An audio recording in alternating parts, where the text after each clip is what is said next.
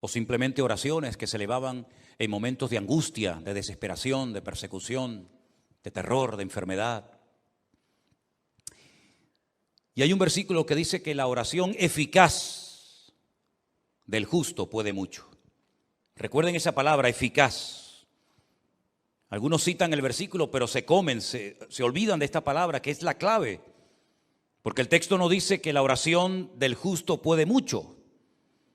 El texto dice, si lo queremos citar como dice la palabra, la oración eficaz del justo puede mucho. Luego nos da a entender la Escritura que hay oraciones que no salen del techo. Oraciones que no son eficaces, porque no reúnen las condiciones, no tienen los ingredientes bíblicos para que sea una oración efectiva y poderosa y que obtenga resultados. Porque no solamente nos alegra saber que nuestro Dios, cuando oramos, nos escucha, nos oye, sino que además nuestro Dios también responde a la oración que hemos hecho. Y esta es la confianza que tenemos en Él, que si pedimos alguna cosa conforme a su voluntad, Él nos oye.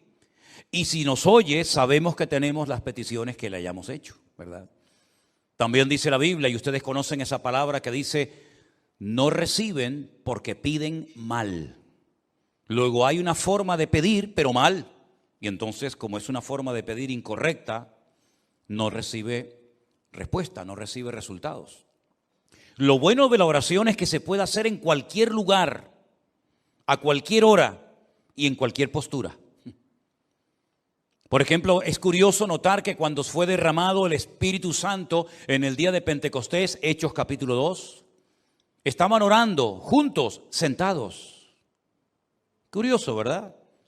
Uno se imagina que estarían seguramente de rodillas o tal vez de pie. No, dice, estaban sentados. Luego vemos que se puede orar sentado. Y se puede orar de pie. Y se puede orar postrado en una cama.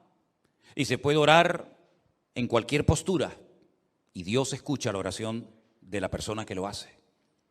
Y no tiene uno que ir a un sitio en particular para que Dios escuche y responda a tu oración, sino que puedes orar en tu coche, en el hospital, en la cárcel, en la iglesia, en tu casa, cuando vas a trabajar, caminando por la calle, mientras cocinas. La oración se puede hacer de cualquier postura y en cualquier lugar y a cualquier hora. Puedes orar de día, de tarde, de noche, de madrugada, cuando quieras, con voz alta o con voz baja, ¿verdad? La oración es algo realmente increíble. Dios la ha puesto tan fácil, tan accesible para sus hijos, que no hay excusa para no orar cuando queramos y donde queramos y en la postura que estemos. Amén. Imagínate que el Señor dijera, solamente voy a oírles si van a tal sitio y se ponen de esta manera a tal hora. Pero gracias al Señor no hay barreras para la oración. El Señor la ha puesto accesible para todos sus hijos cuando ellos quieran. Vamos a ver 3 ejemplos de oración en los cuales llevo pensando hace días y hoy me he decidido a compartir este mensaje. Vamos a ver una oración que se elevó en el Antiguo Testamento, en Primera de Reyes capítulo 18, por parte de un grupo grande de hombres que eran servidores de un ídolo llamado Baal. La palabra Baal en el Antiguo Testamento en hebreo significa Señor. Baal significa Señor. Baalí es mi Señor. Es decir, que se le puede llamar a Dios Baal, no, porque la palabra para Señor, para nuestro Dios es Adonai, Adonai. Pero la palabra Baal también significa Señor y es la palabra que Sara utilizaba para dirigirse a su marido. Dice la Biblia que ella llamaba a su marido Señor. ¿Cómo lo llamaba? Baalí, mi Señor. Pero no utilizaba Adonai, porque ese es el nombre que se utiliza únicamente para nuestro Dios. Y estos hombres oraban y hacían una serie de cosas que aparentemente eran muy llamativas, pero no eran oraciones eficaces. No obtuvieron resultado. Es más, hicieron el ridículo, pero ni aún así reconocieron que se estaban equivocando en su forma de orar y a quién dirigían sus oraciones. Primera de Reyes, capítulo 18, encontramos a Elías en una cordillera montañosa al norte de Israel, cerca de la costa, llamada la cordillera o el Monte Carmelo, donde hoy en día hay un mirador muy bonito, al cual me gusta llevar a los hermanos cuando van a visitar a Israel, porque desde una azotea hay una panorámica espectacular. Yo creo que es una de las visiones más hermosas del mundo. Es el Valle de Meguido, donde se va a llevar a cabo la famosa batalla de Armagedón. Y es una visión tremenda, porque desde esa azotea puedes explicar casi 3/4 partes de la Biblia. Allí dices, mira, allí se produjo la muerte de Saúl y de sus hijos por mano de los filisteos. En aquel monte fue la transfiguración del Señor Jesucristo cuando se apareció Moisés y Elías. Mira, ¿ves allí? Allí fue donde peleó Débora, Barak, Sísara en la batalla, ¿verdad? Mira, ¿ves aquello? Aquel es el famoso monte Hermón, allá a lo lejos, que menciona el Salmo 133. Y puedes explicar muchas cosas de la Biblia. Y por supuesto cosas que van a ocurrir en el libro del Apocalipsis, según se nos relata. Y en ese monte, Elías convocó a todo el liderazgo del culto falso a Baal. Y oraban de tal manera que sorprende mucho lo que ellos hacían. Vamos a leer a partir del versículo 26. Primera de Reyes 18, 26. Ellos tomaron el buey que les fue dado y lo prepararon. E invocaron el nombre de Baal desde la mañana hasta el mediodía, diciendo, Baal, respóndenos. Pero no había voz ni quien respondiese. Entre tanto, ellos andaban saltando cerca del altar que habían hecho. Todos conocemos la historia. Elías le dijo, orad, clamad, invocad a vuestro Dios. Y si vuestro Dios es el verdadero, que responda por fuego, que lo demuestre. Y después yo oraré a mi Dios. Y si Él responde por fuego, entonces mi Dios es el verdadero. Ellos creían, estaban sinceramente equivocados.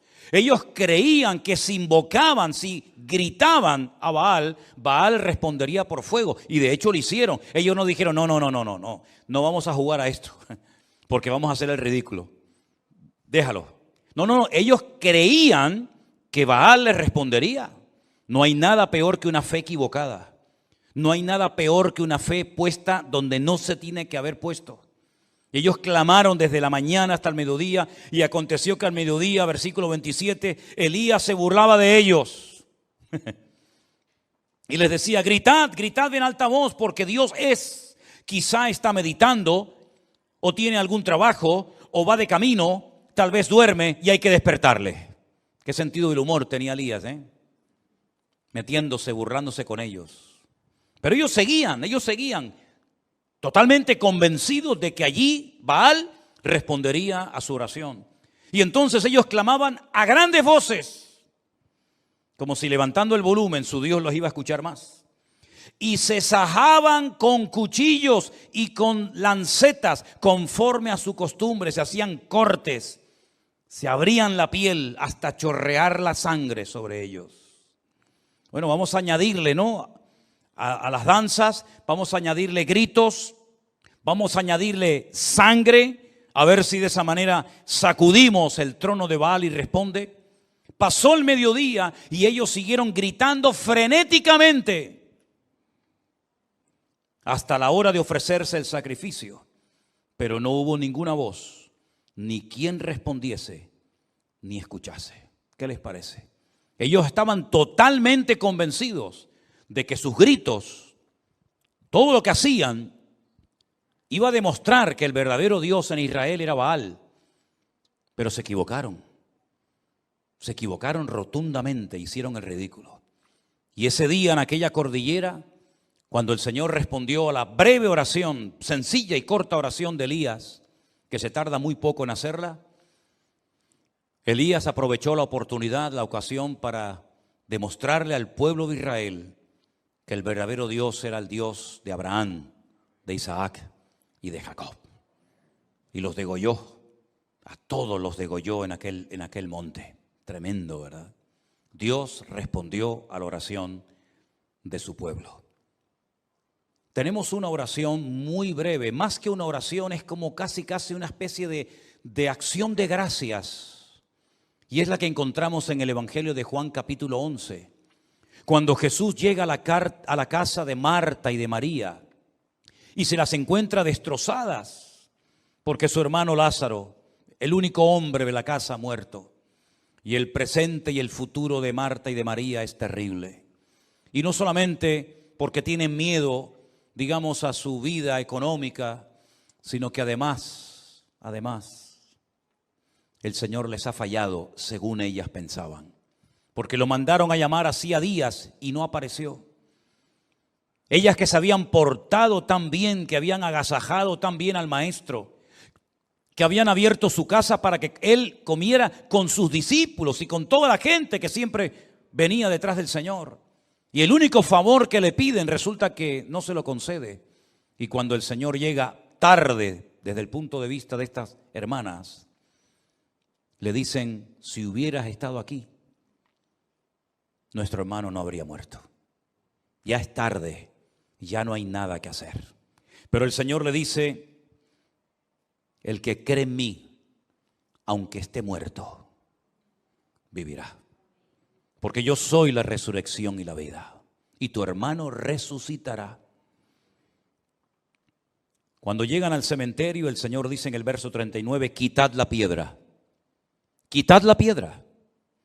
Marta, la hermana del que había muerto, le dijo: Señor, hiede ya, porque es de 4 días. Jesús le dijo: ¿no te he dicho que si crees verás la gloria de Dios? Entonces quitaron la piedra donde había sido puesto el muerto, y Jesús, alzando los ojos a lo alto, dijo: ¿cuánto se tarda en repetir, en hacer esta oración? Padre, gracias te doy por haberme oído. Nada. Aquellos estuvieron gritando desde la mañana hasta el mediodía. Hicieron el ridículo. Jesús dice: Padre, gracias te doy por haberme oído. Yo sabía que siempre me oyes, lo sabía, pero lo dije por causa de la multitud que está alrededor, para que crean que tú me has enviado. Y habiendo dicho esto, clamó a gran voz y dijo: Lázaro, sal fuera. Y el que había muerto salió atadas las manos y los pies con vendas y el rostro envuelto en un sudario. Y Jesús dijo: desatadle y dejadle ir.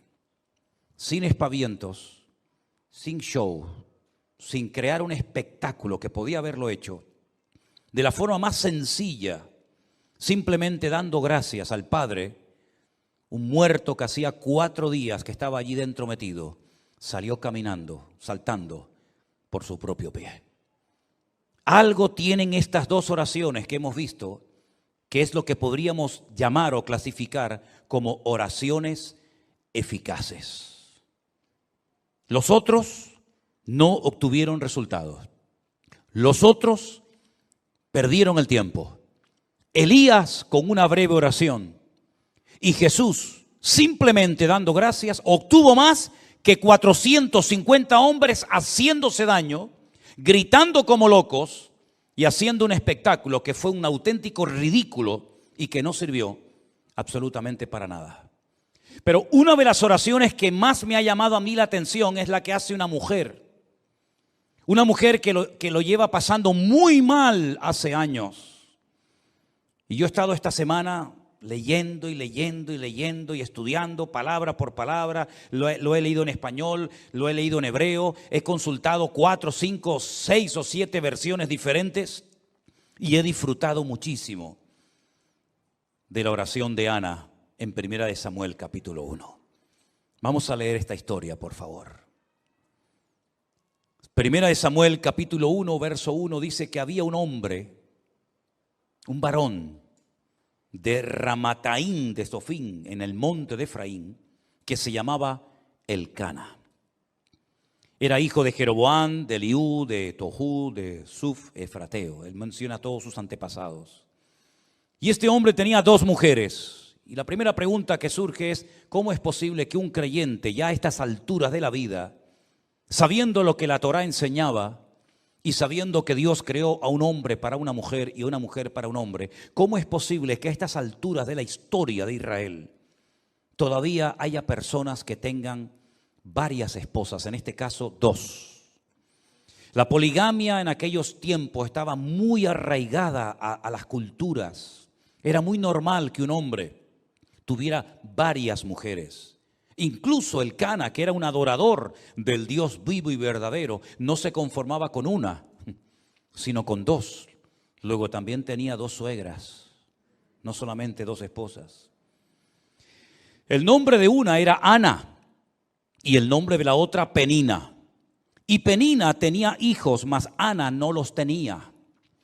Ahora, había una costumbre que cuando un hombre tenía varias esposas, a una la tenía única y exclusivamente para presumir de lo hermosa que era, y a las otras las tenía para parir hijos, para que de esta manera, digamos, que se pudiera conservar mejor físicamente. Pero también en la cultura de la época, una mujer estéril, una mujer que no podía dar a luz hijos, en aquella época, se consideraba una maldición, porque Dios es el dador de la vida y es el que impide, o el que ellos creían que impedía, que una mujer fuera estéril. Pero Ana, como buena creyente que era, sabía que en el pasado mujeres estériles como ella habían sido sanadas milagrosamente por el poder de Dios. Y la primera mujer que seguramente Ana tenía en su mente era la matriarca Sara, la esposa del patriarca Abraham, que siendo estéril y de avanzada edad, el Señor la visitó y tuvo a un hijo llamado Risa o Isaac. Y no solamente ella pensaba en Sara, sino después pensaba seguramente también en la esposa con la que se casó Isaac, que por cierto también fue estéril, Rebeca. Pero el Señor, dice la Biblia, que la sanó cuando su marido oró por ella. Y después quedó embarazada de 2 hijos, gemelos, Jacob y Esaú. Y curiosamente, la tercera generación, Raquel, también es una mujer estéril, pero era la mujer que Jacob amaba con toda su alma y con todo su corazón. Y Dios la sanó y tuvo 2 hijos de ella, José y Benjamín, y murió en el parto de uno de ellos. Así que ella sabía perfectamente que si Dios quería, la podía sanar, como sanó a estas 3 mujeres y como sanó a la madre de Sansón y probablemente alguna otra mujer que ni siquiera menciona en la Biblia. Ahora, lo interesante de la historia es que todos los años, versículo 3, aquel varón, es decir, el Cana, subía de su ciudad para adorar y ofrecer sacrificios al Señor de los ejércitos en Shilo. En aquel tiempo el tabernáculo estaba en aquel lugar llamado Shilo, donde estuvo muchísimos años. Y allí había los hijos de Elí, que era el sacerdote de la época, hijos que se llamaban Ofni y Fines, o Pinjas, como se dice en hebreo, que eran sacerdotes de Dios. Cuando llegaba el día en el que el Cana ofrecía el sacrificio, le daba a Penina su mujer y a todos sus hijos y a todas sus hijas, a cada uno su parte. Pero a Ana, aunque Jehová no le había dado, a Ana le daba una parte escogida porque amaba a Ana, aunque el Señor no le había concebido tener hijos. Y su rival, Penina, escuchen, la irritaba, la enojaba y la entristecía, porque el Señor no le había concedido tener hijos. Todos los años la misma historia. Todos los años, cada vez que se trasladaban de su ciudad a Shilo para adorar al Señor y presentar los sacrificios correspondientes, porque todavía no existía el templo de Jerusalén, todos los años la misma historia. La otra se reía, enfadaba, se burlaba, pinchaba, irritaba a Ana. Todos los años la misma canción. ¿Cuántos años estuvo así? No lo sabemos. Pero dice que lo hacía cada año cuando subían a la casa de Dios, la irritaba así, por lo cual Ana lloraba y no comía. Alguien diría hoy en día que estaba en depresión.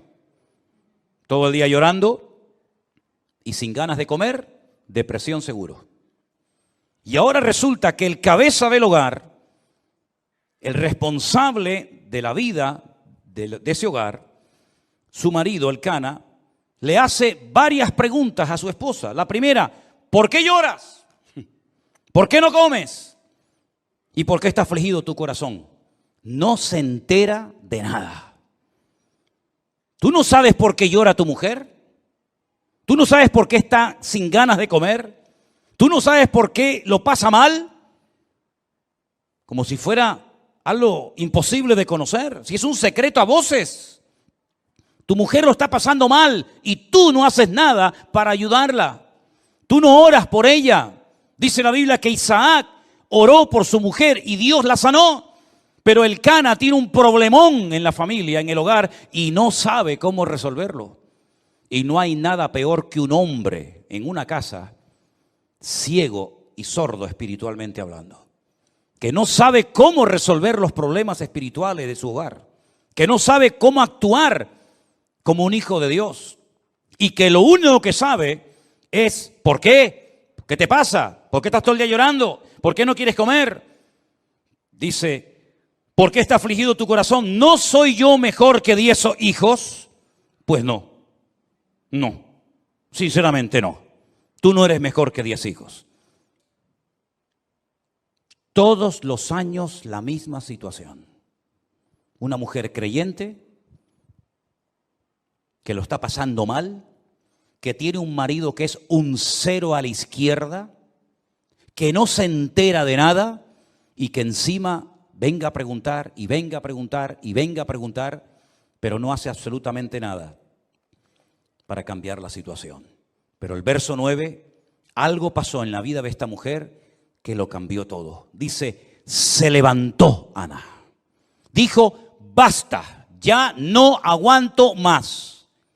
Voy a salir de mi círculo vicioso, de lloriqueo, de lamento, de enfado, de desánimo.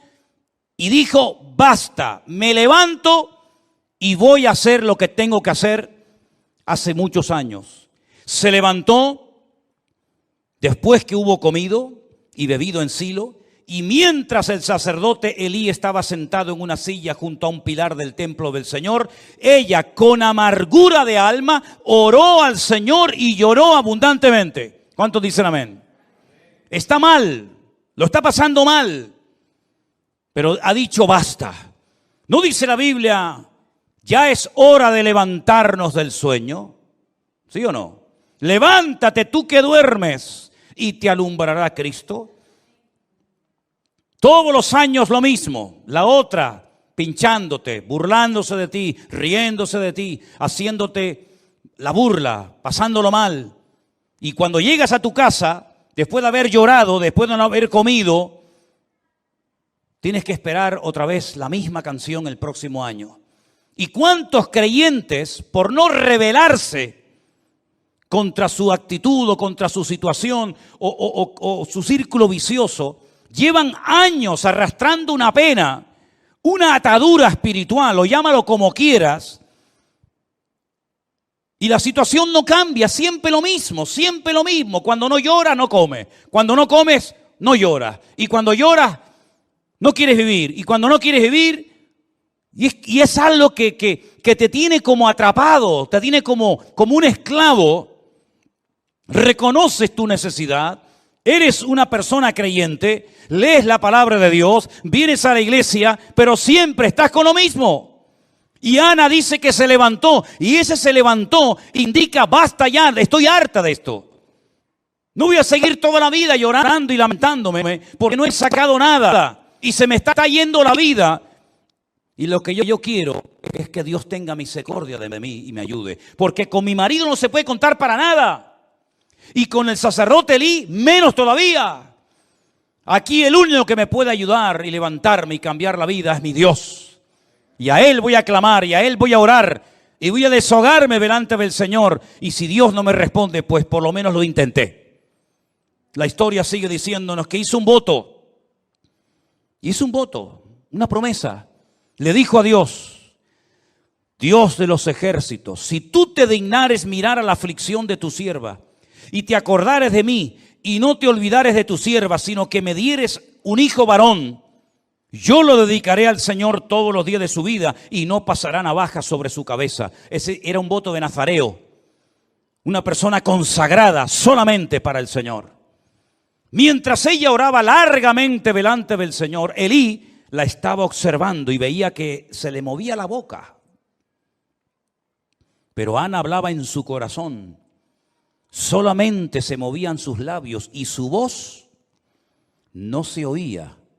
Y Elí la tuvo por ebria. Tiene menos discernimiento que un mosquito este hombre. Si el marido era un inútil, con el cual no se podía contar para nada, con Elí menos todavía.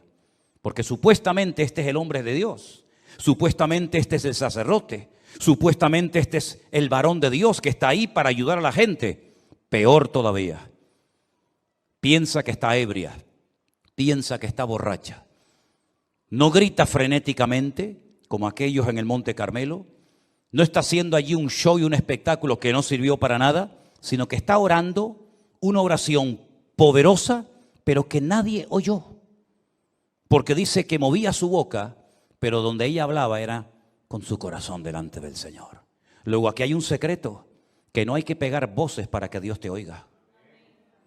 Porque Dios no está sordo. A los sordos hay que hablarle fuerte, porque si no los pobrecitos no te oyen. Pero a nuestro Dios no le grites, porque a Dios no se le grita. A Dios se le habla con respeto. Y Dios escucha la oración, aunque apenas se oiga. Y aunque a esta pobre mujer la tengan por ebria.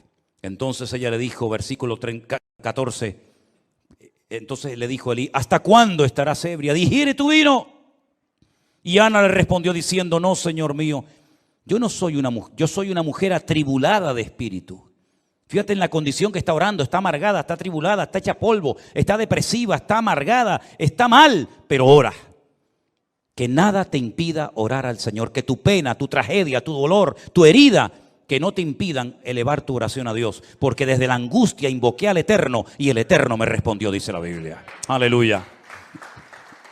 Dice, no he bebido vino ni sidra, sino que he derramado mi alma delante del Señor. ¿Cuántos dicen amén? Gloria a Dios. Ahí está la clave. Ahí está el secreto. Derramó su alma delante del Señor. No tengas a tu sierva por una mujer impía, porque por la multitud de mis congojas y de mi aflicción he hablado hasta ahora. Ahora, a mí me llamó la atención el término que ella utiliza. Miren que he leído versiones, y en ninguna versión, por lo menos en español, dice o se traduce lo que dice en el texto hebreo.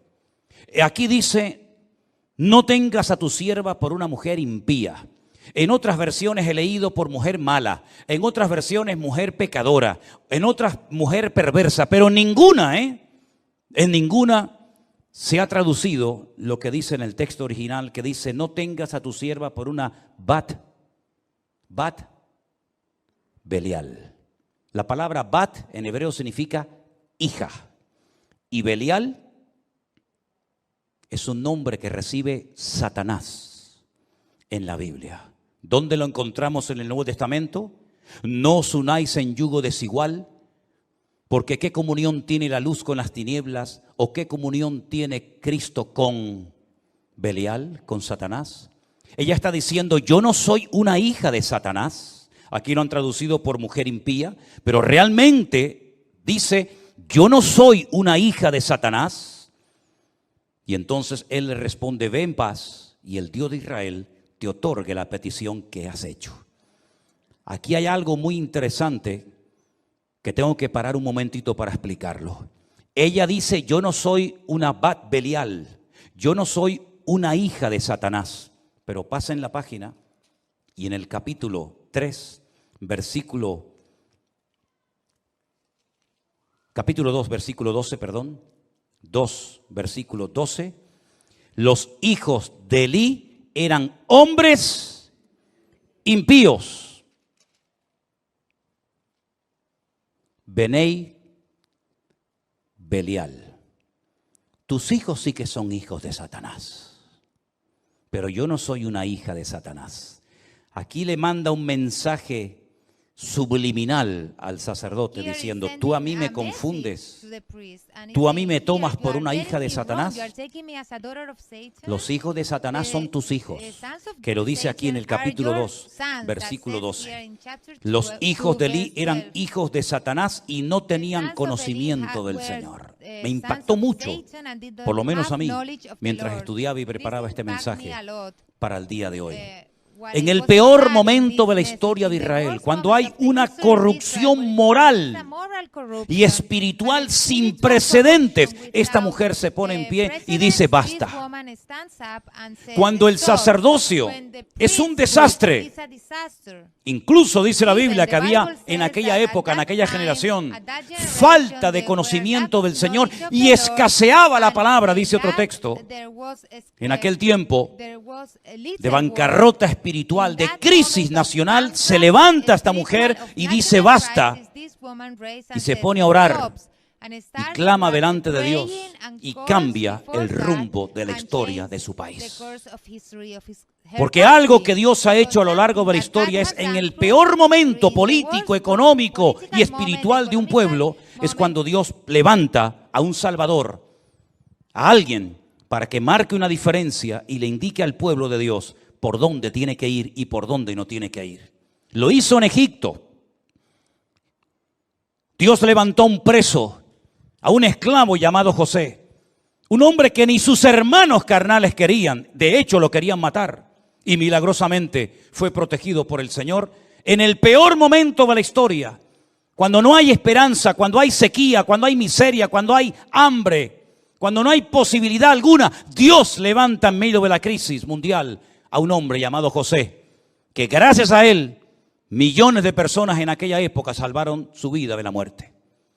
En el peor momento, cuando Jerusalén estaba siendo sitiada por las tropas enemigas del rey Nabucodonosor, cuando los reyes eran corruptos, cuando el templo era una cueva de ladrones, cuando no había palabra de Dios, cuando había falsas profecías, cuando había manipulación de la palabra, cuando venían y enseñaban palabra que no era inspirada por Dios, creando una falsa expectativa en el pueblo, Dios levantó a un profeta llamado Jeremías que le dijo al pueblo durante 40 largos años lo que tenían que hacer y lo que no tenían que hacer. Dios levantó un hombre de Dios tremendo en medio de la peor corrupción moral y espiritual y en medio de la peor tragedia que jamás había vivido Israel hasta entonces, como fue la destrucción del templo de Jerusalén, siendo llevados cautivos a Babilonia. Allí Dios levanta a un hombre llamado Daniel que le dice al pueblo lo que tienen que hacer y lo que no tienen que hacer. Cuando el peor imperio de toda la historia de la humanidad, un imperio corrupto, sin piedad, sin misericordia, que mataba a la gente por cualquier cosa, el imperio romano, cuando el pueblo de Israel estaba con la soga al cuello, oprimido, pagando tributos que era imposible poder pagarlos, Dios levantó un Salvador que fue nuestro Señor Jesucristo en medio de la peor crisis histórica y política y espiritual de la historia de la humanidad. Y por eso el anticristo, imitando lo que Dios ha hecho, en el peor momento de la historia de las naciones, cuando todo esté destrozado, sin esperanza, sin solución, cuando el dinero no valga nada, cuando una barra de pan costará el sueldo de todo un día de trabajo, es cuando se levantará el famoso anticristo para ofrecerle al mundo paz y seguridad. ¿Qué te parece? Es en los peores momentos de la historia, cuando escasea la palabra, cuando hay corrupción en el liderazgo, cuando hay falta de palabra, cuando hay manipulación de las escrituras, cuando hay abuso de poder, cuando es un tiempo de bancarrota y de crisis espiritual, Dios siempre levanta a alguien para que marque una diferencia y le diga al pueblo, no es por ahí, no es esa forma, no es esa palabra, sino es por este sendero. Y Dios siempre levantará a alguien para que indique lo que tenemos que hacer en tiempos de crisis y tiempos de necesidad. ¿Cuántos dicen amén? Gloria a Dios por Ana, que se levantó y dijo, basta. Porque si ese año, con sus llantos, con sus lamentos, con su irritación, con su enfado, con su depresión, si hubiera vuelto otra vez a Ramataín, donde vivía Elcana y la otra, hubiera sido siempre lo mismo, y la historia se hubiera perdido al hombre que marcó una diferencia en la historia de Israel como yo creo como ningún otro. Porque es verdad que Samuel no hizo los grandes milagros de aquellos profetas como Elías y Eliseo. Nunca hizo flotar hachas que se habían hundido en el río y las hacía flotar como si fueran corcho. Nunca resucitó muertos ni limpió leprosos, como por ejemplo en el río Jordán fue sanado de la lepra de Naamán. Nunca hizo milagros espectaculares, pero Samuel entendió el corazón de Dios como nadie. Fue ese eslabón entre los jueces que ya no servían y entre esa futura monarquía que iba a llevar al país a una profunda depresión y a una crisis sin precedentes. Fue un hombre que marcó una diferencia y que siempre tuvo palabra de Dios específica para los hombres que querían agradar al Señor en aquella época. Fue el que preparó a muchos profetas que luego ayudaron a los reyes, ¿verdad?, como consejeros en el palacio, aquella escuela de profetas que estaba, por ejemplo, en Jericó. La historia se hubiera perdido a un gran varón de Dios si aquella mujer no hubiera dicho: basta, basta del llanto, basta de lamento, basta. No dependas de ningún hombre, no dependas de nada ni de nadie, depende solamente de Dios, hermano y hermana. Mientras dependas de alguien, eres esclavo de ese alguien. Pablo dijo, o mejor dicho, el Señor dijo a través de la pluma de Pablo: cuando alguien es vencido por alguien, se hace esclavo de ese alguien. Y no te olvides nunca que el que paga, manda. Y a nosotros quien nos paga y quien nos sustenta es el Señor, es mi pastor y nada me faltará. Le dije a los pastores en Milán: si ustedes tienen miedo a hablar claramente la palabra de Dios en vuestros púlpitos, por miedo a que se marche la gente y perdáis vuestro sueldo, vosotros no servís para estar en el ministerio. A este nivel de mensaje les estuve predicando a los pastores el otro día. No sé si alguna vez me volverán a invitar, pero me da exactamente igual. Mientras dependamos de algo o de alguien, cuando ese algo o alguien nos falle, nuestra vida será un desastre. ¿Cuántos años dependió Ana de Elcana? Le solucionó los problemas reales Elcana a su mujer Ana. Lo único que le daba era, bueno, de vez en cuando le tiraba un hueso, ¿no? Dice que de vez en cuando le daba una parte escogida. Toma, Ana, para que te conformes, un poquito ahí de comida. Pero el problema real nunca supo solucionarlo, porque un hombre que no es de Dios no puede ser tu guía y tu sustentador y la persona que te cubra espiritualmente hablando. Elcana era un religioso que iba todos los años a Shilo a adorar a Dios, pero nunca supo solucionar el problema que tenía en su casa, que era una mujer deprimida. ¿Y por qué no supo solucionarlo? Porque las personas que no tienen una íntima comunión con Dios son ciegos, son torpes y no saben cómo resolver algo porque no tienen las herramientas espirituales para poder solucionarlo. Ella dijo: yo no voy a depender de mi marido, yo no voy a depender del sacerdote Elí, ni de sus hijos que son un desastre. Yo voy a clamar a mi Dios. Y clamó de una forma tan diferente, clamó de una forma tan profunda que no tenía fuerzas ni para abrir la boca. Pero el Señor oyó su clamor y al año siguiente Ana tuvo un gran gigante de la fe llamado Shemuel, que significa aquel que oye o que fue oído por nuestro Dios. ¿Cuántos dicen amén? No sé cuál es tu necesidad, no sé cómo es la situación espiritual de tu hogar, pero lo que sí sé es que el Dios que oyó el clamor de Ana es nuestro Dios. Y cuando estés en crisis, cuando estés en necesidad y en angustia, hagamos lo que nos dijo el Señor Jesucristo: entra en tu aposento, cierra la puerta, y tu Padre que te ve en lo secreto te recompensará en público. Eso fue lo que hizo Ana. El marido hacía todo para que la gente lo viera. El cordero, la cabra, el buey, el sacrificio, siempre era todo a la vista de los demás. Pero esta mujer descubrió el secreto de estar en intimidad con Dios, en la privacidad con Dios. Nadie oyó su oración. Es más, aquel que tenía que apoyarla espiritualmente hablando, la tuvo por ebria. Y le tiene que dar una explicación ella, el sacerdote, en vez del sacerdote ministrarle a ella. Pero es que sí, así era aquella época. falta de conocimiento.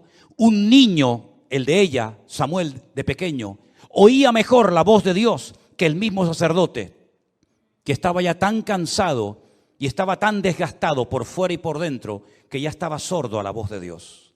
Estamos viviendo en una época de crisis moral, espiritual, de abusos o de abuso de poder. Pero queridos hermanos, en medio de esta tormenta en la cual estamos viviendo, Dios quiere levantar a su iglesia. Dios quiere levantar a su pueblo para que este mundo sepa que hay esperanza cuando clamamos con toda nuestra alma y con todo nuestro corazón a nuestro Dios. Si ustedes observan y analizan la historia de la iglesia en su conjunto, en las últimas décadas, los últimos 30 o 40 años, prácticamente hoy en día, de aquellos grandes evangelistas, de aquellos grandes y famosas estrellas del evangelio, no queda en pie ni uno. Y es que estamos viviendo en una época en la que Dios a quien quiere levantar es a su iglesia. Y que su iglesia a su vez levante su nombre ante la presencia del Señor. Ese es el objetivo que tiene que tener el Señor con nosotros. Encontrar Anas, encontrar hombres y mujeres que sepan clamar.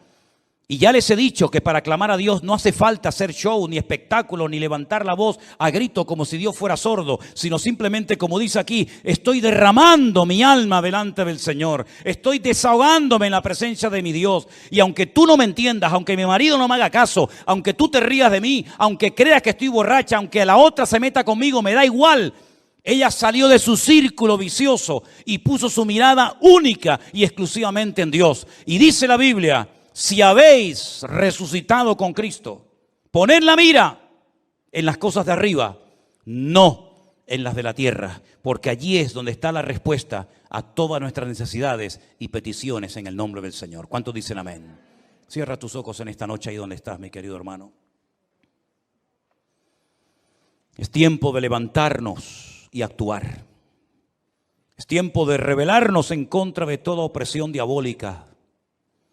Es tiempo de cambios. Es tiempo de que la iglesia se levante como el gigante de Dios en la tierra y haga retroceder a las mentiras que el diablo ha esparcido por las naciones de la tierra. Es tiempo de que le permitamos al Señor a través de nuestras oraciones resolver los problemas y las dificultades del mundo. Porque la iglesia ha sido llamada para ser sal y para ser luz. Y cuando la sal se desvanece y cuando la luz se apaga, el mundo va a la deriva, al caos, a la anarquía total y absoluta. Pero recuerda siempre que en los peores momentos de la historia Dios siempre tuvo ahí a un Abraham, a un Moisés, a un José, a un David. Recuerda siempre que en lo peor, Dios tenía un Noé a través del cual se salvó la humanidad. Y recuerda que en los últimos tiempos la maldad se va a multiplicar, el pecado va a ir como caballo desbocado, pero en medio de ese caos y de ese desorden, el Señor va a levantar a su pueblo, a su remanente, a los que se dejen tratar y cambiar por Dios. Pídele al Señor que te levante para su honra y su gloria. Pídele al Señor que en esta generación perversa y maligna en la cual nos ha tocado vivir, podamos, con la ayuda de nuestro Dios, marcar una diferencia. Cierra tus ojos ahí donde estás y vamos a orar a nuestro Dios. Aleluya. Los tiempos finales serán tiempos difíciles, tiempos peligrosos, tiempos de maldad, de injusticia, de perversión, de bancarrota espiritual. Y es precisamente ahora más que nunca que necesitamos un renuevo espiritual de parte de nuestro Dios. Levanta tu amada iglesia, Señor. Levántate tú que duermes y te alumbrará Cristo. Porque ya es hora de despertarnos del sueño.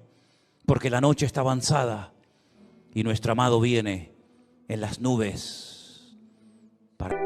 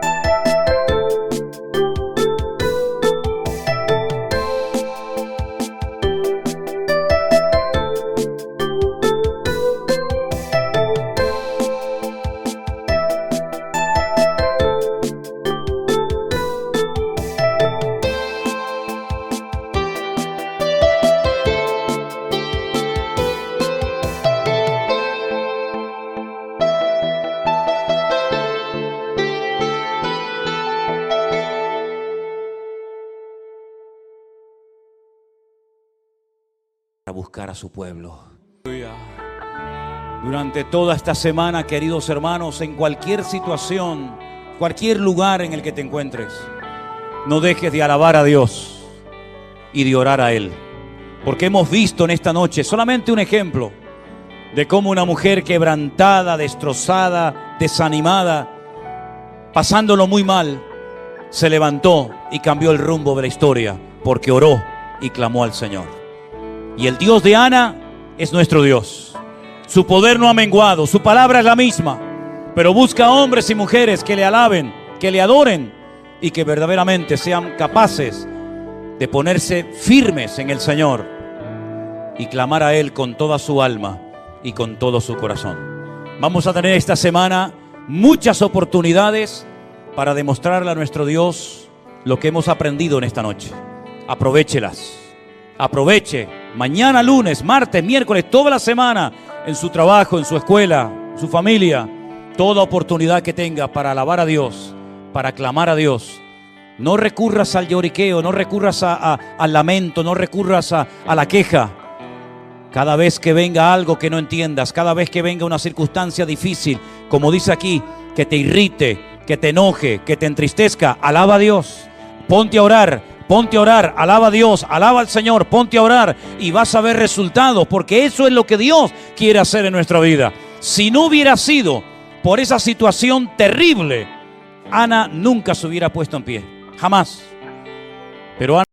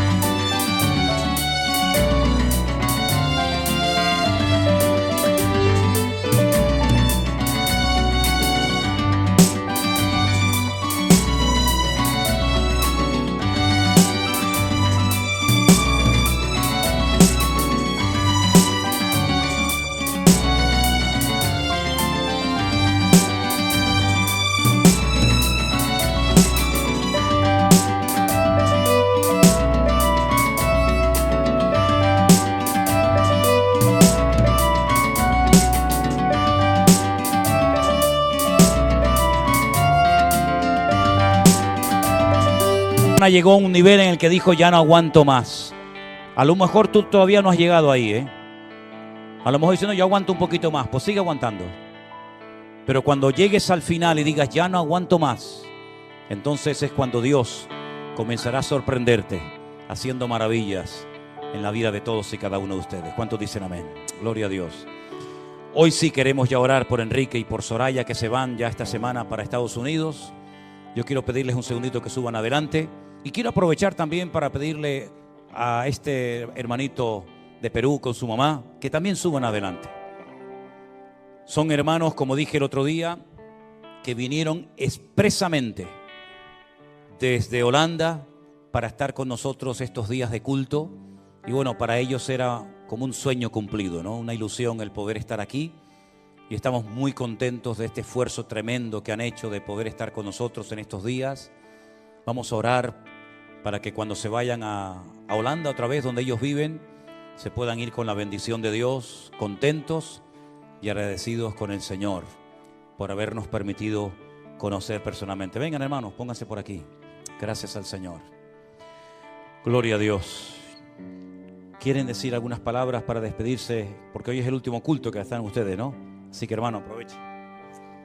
Amén. Gracias a Dios por toda esta oportunidad que me dio de poder alabar juntos el nombre glorioso de nuestro Dios Todopoderoso, y que sigamos siendo de impacto a las naciones, porque esa es la misión que Dios nos ha dado. Id y predicad el Evangelio a todas las naciones, en el nombre de nuestro Señor Jesucristo. Gracias por todo ese amor que nos han dado y por todo el amor y el cariño que podemos sentir. Lo bendecimos y le amamos en el amor del Señor Jesucristo. Gloria a Dios. Gracias, hermano. Hermana querida, despídase. Su oportunidad. Sí. Gracias a Dios realmente de haberme permitido venir a compartir la preciosa palabra